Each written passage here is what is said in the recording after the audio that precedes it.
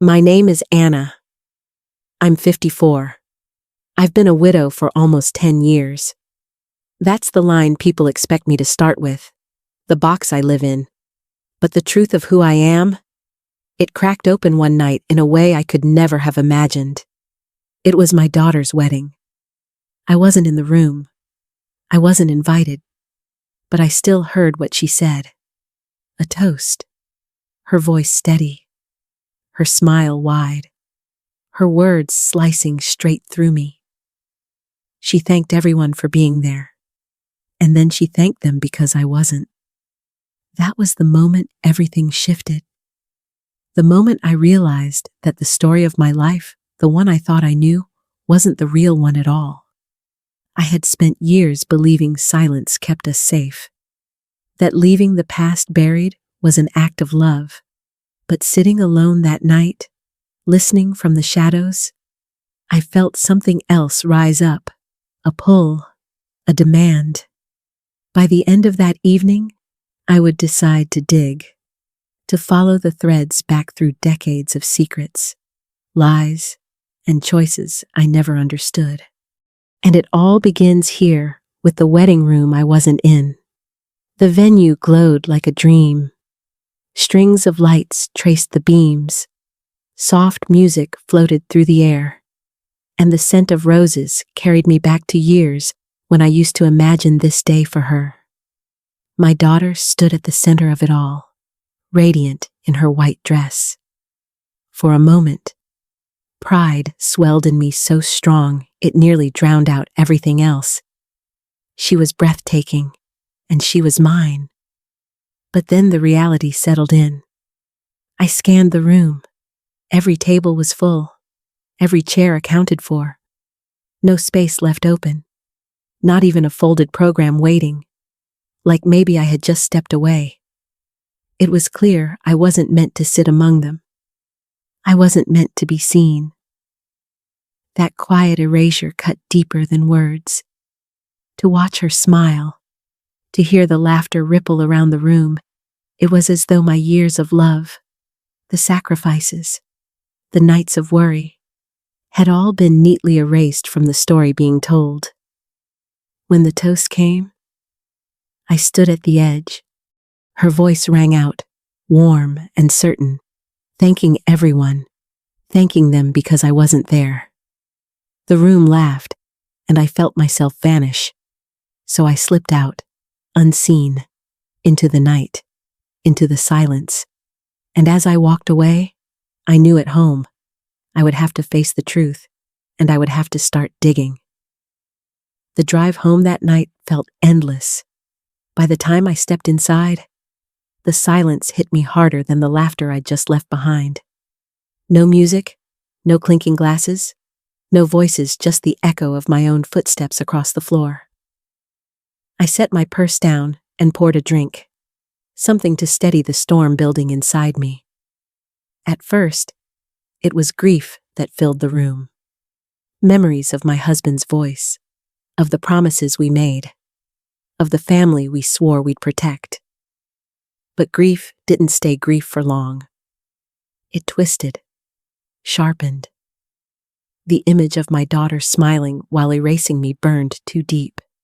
I stared at the framed photo of him on the mantel, and for the first time in years, I let myself ask the questions I had buried.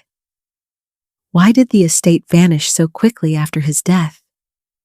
Why were decisions made without me when I was supposed to be his partner?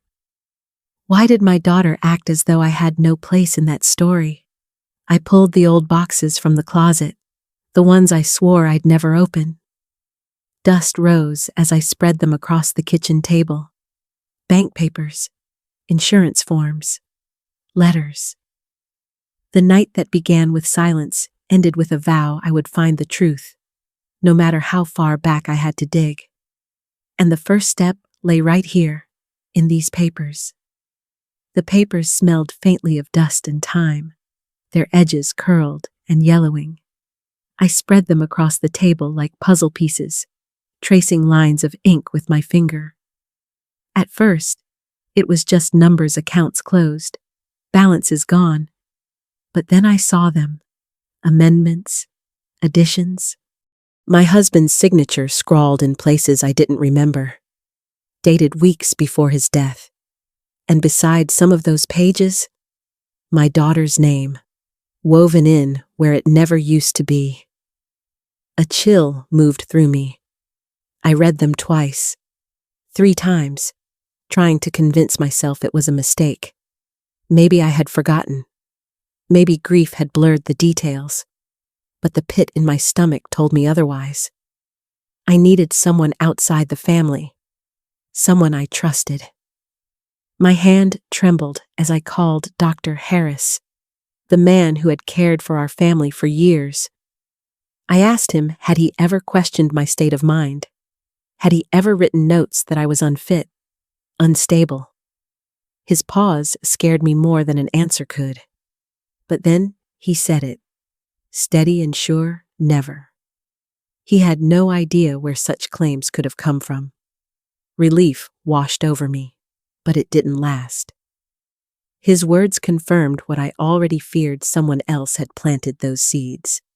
And from the look of these documents, that someone might be my own daughter.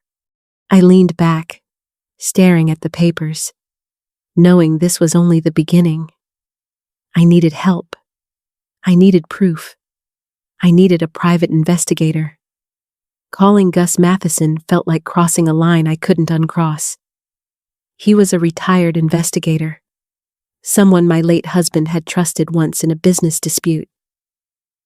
My voice shook as I explained what I'd found: papers altered, signatures that didn't feel real, money missing. I expected him to dismiss me, to tell me grief was clouding my memory. But he didn't. He listened quietly, then said the words that tightened my chest: elder fraud. He called it by name, and suddenly, the weight of what I feared had a shape. Days later, he laid it out piece by piece, methodical and calm, while my heart pounded, about 400,000 siphoned away, transfers lining up perfectly with the months my husband's health had declined. A down payment for a house under Noah's name, Noah, my daughter's husband, loan payments for another man. And then, the final twist of the knife wedding costs. Every flower, every candle, every plate of food at that glittering reception had been paid for with my husband's money. With my money? I sat in silence, hearing again the laughter from that toast, the one that celebrated my absence. And now, I knew the truth. The very celebration that erased me had been built on theft. The anger was no longer abstract. It was sitting in front of me in black and white. I couldn't ignore it. I had to face her. And that chance would come sooner than I expected over lunch at Marigold House. Marigold House was the kind of place meant to soothe you into surrender. The table gleamed under the midday light, set just so with silver and crystal. Through the wide glass windows, the river drifted lazily, as if time itself had slowed to make the setting more agreeable. My daughter sat across from me, her voice soft, her words wrapped in care. She spoke of worry, of wanting to help.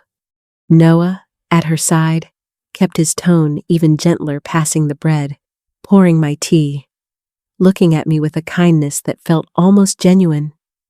But beneath the polish, I felt the script. Every phrase bent toward the same conclusion: I was fragile.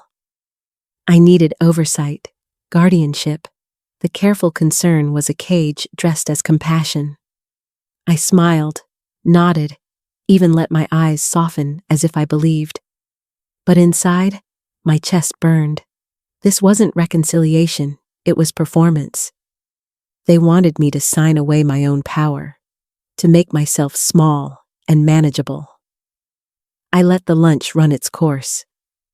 I even reached for the check, sliding the stub into my purse with a calm hand. What they didn't see was the small recorder tucked in there too, quietly capturing every word. When I walked out of Marigold House, the sun was warm on my shoulders. They thought I'd left with nothing, but I carried more than a bill. I carried proof, and soon after, I would find Rick's envelope, and with it, the cracks in their story would begin to split wide open. It was tucked away behind an old coat in my closet, a silver gift box I didn't remember placing there. My hands trembled as I lifted the lid. Inside were Rick's letters, his handwriting shaky but familiar, and a small USB drive labeled with Noah's name. I slipped the drive into my laptop, and suddenly, there he was. Rick's voice, weaker than I remembered, but steady with purpose. He spoke of missing money, of signatures that weren't his, of accounts drained under the cover of his illness. He laid out the trail as only Rick could, clear and precise, like he was still protecting me even after he was gone.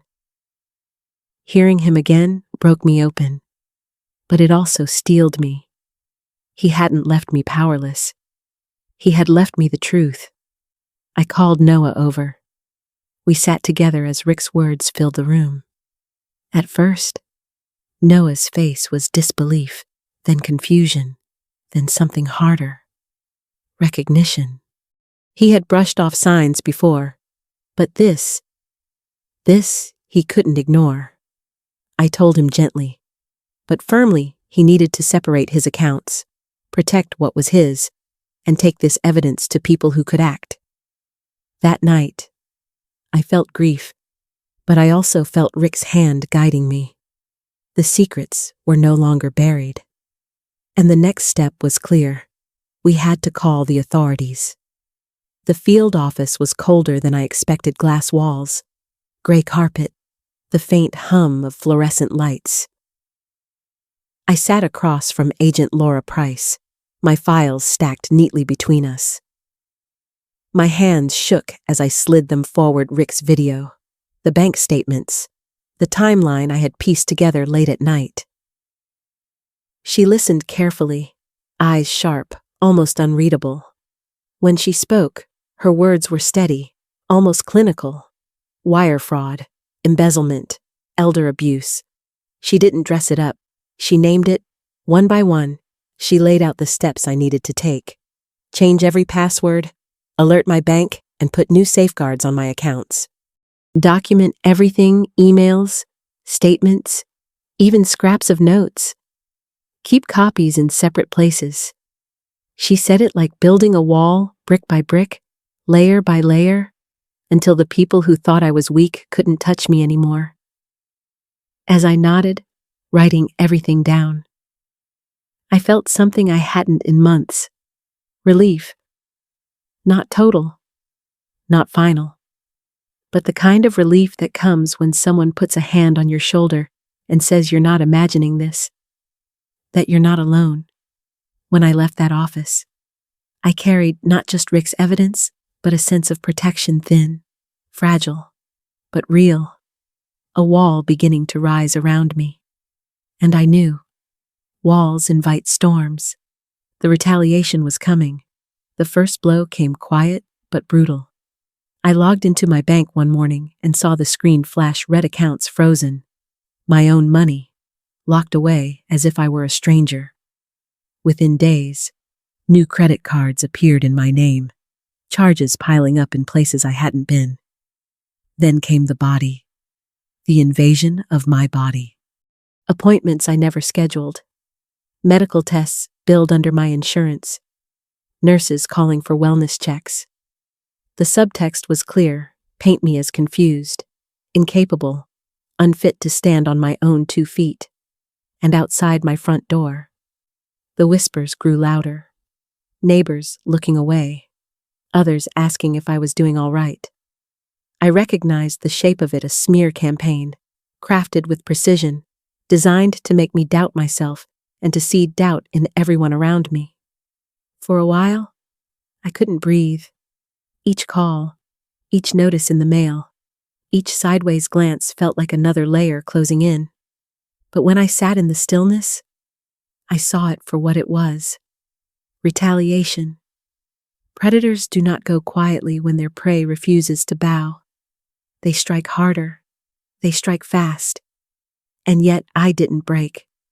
Every frozen account, every false report only proved the truth of what I had uncovered. This storm wasn't about me losing control. It was about them losing it. I held on, steady, knowing the fight was widening. More victims, bigger numbers. This was no longer just my battle. It started with a phone call from Gus. His voice was heavier than usual, careful. He said my case was not the only one. At first, I didn't understand how could something that felt so personal, so cruelly intimate, be shared. But then the numbers came in. The FBI linked the patterns across families, similar forged amendments, similar withdrawals. A trail of accounts bled dry. Altogether, the losses stacked past $2 million. My daughter's name threaded through it all. The shock was physical. My chest tightened. My hands went cold. For months, I had felt singled out, uniquely betrayed. Now I knew I was part of a wider circle of devastation. In a strange way, there was relief I wasn't imagining things. I wasn't alone. But that relief was swallowed by sorrow. Others had lived my nightmare. Other parents, other homes, pulled apart by the same lies. I thought of them often, strangers I might never meet, yet bound to me through this wound. I felt their grief in my bones, and I knew what this meant. The story was bigger than me, bigger than one family's silence. The truth was gathering weight. It would not stay hidden. And when it broke open, it would carry my daughter with it. There was no stopping it now. The morning of her arrest was already on the horizon. It was just after 6 a.m, the kind of still hour when the world feels untouched. I was at the kitchen table, hands wrapped around a mug of coffee, listening to the faint hum of the refrigerator. Then, the sound came: tires crunching gravel, radios murmuring low but firm. The quiet broke like glass. Through the window, I saw them. Dark jackets, steady movements, no hesitation. And then my daughter, stepping out in her robe, hair unbrushed, her eyes wide with something between confusion and fury. The cuffs clicked shut. Neighbors peeked through curtains, their shadows flickering across glass. The scene was surreal, my child. The little girl I once dressed for school, now led across the yard by strangers in authority. Inside me, emotions collided. Grief swelled, sharp and choking. Relief pressed in too, cold and undeniable. There was shame in being seen, in having the truth exposed to eyes that would whisper. And there was justice, heavy and certain, moving forward whether I wanted it or not. It didn't feel like triumph. It felt like inevitability, the end of a path that had been paved long before this morning. When the cars pulled away, the silence they left behind was heavier than before. The house felt altered, as if it carried the echo of chains and unspoken words. I sat with it, knowing darker truths still waited to surface. After the arrest, the investigators dug deeper, and what surfaced chilled me more than the missing money ever had. There were insurance policies, layers of them taken out in my name, and Rick's. Some I had never signed, others with signatures that twisted like a mockery of my hand. The premiums had been paid from accounts I didn't even know existed. Policies that, in the wrong light, looked less like protection and more like preparation. The files hinted at something darker. There were whispers tucked into testimony suggestions that my decline would have been convenient, that Rick's illness had been an opportunity, not a tragedy. And tucked into one report was a phrase I still can't shake: accelerated timeline. It made my stomach clench. These weren't just schemes to siphon dollars. These were conversations about erasing obstacles, about erasing people. Rick had seen it coming. In his recordings, his voice cracked but steady. He spoke of shadows he couldn't quite pin down, of people who smiled with one hand while tightening a noose with the other. He had suspected that money was only the surface. He left breadcrumbs, bank numbers, scanned documents, quiet warnings, all so that when the day came, I would not be blindsided. Even in death, he was still protecting me. As I pieced it together, the betrayal deepened. This wasn't only my daughter stealing from me. It was the thought that she might have weighed my life, her own mother's life, against a payout. That she might have whispered about my health, not as a daughter worried, but as a beneficiary calculating. I sat with that horror, but I did not let it undo me. Instead, I let Rick's foresight steady my breath. He had wanted me to live, to tell the truth. And so I understood it was never just about money. Money was a tool. The end game was control, and if necessary, erasure. That knowledge, as terrible as it was, became my armor. Because once you see the shape of the darkness, it cannot hide again. And with the arrest behind us, I knew the aftermath was coming, the quiet reckoning that would follow the storm. After the arrests, the house felt different. Safer. Yes. But also emptier. As if walls that once held laughter now held only echoes. Life doesn't snap back after betrayal, it reshapes itself, leaving lines you can't quite smooth out. I found myself in Rome not long after, walking cobblestone streets where no one knew my name. Maybe it was a way of reclaiming something: beauty, peace, the sense that life could still hold wonder. Or maybe it was just a promise I'd once made to myself that I wouldn't let grief and greed be the last chapters of my story. Rome became both a place and a metaphor, a reminder that even after fire, stone endures. Back home, the quiet returned. But it was a different quiet, the kind that carries unspoken truths.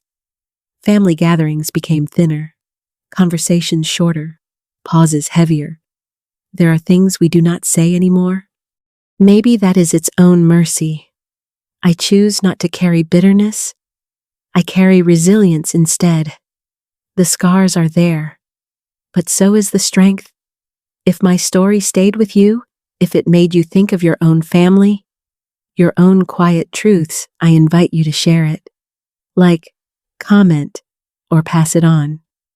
Because sometimes, what we choose to speak is what helps another survive their silence.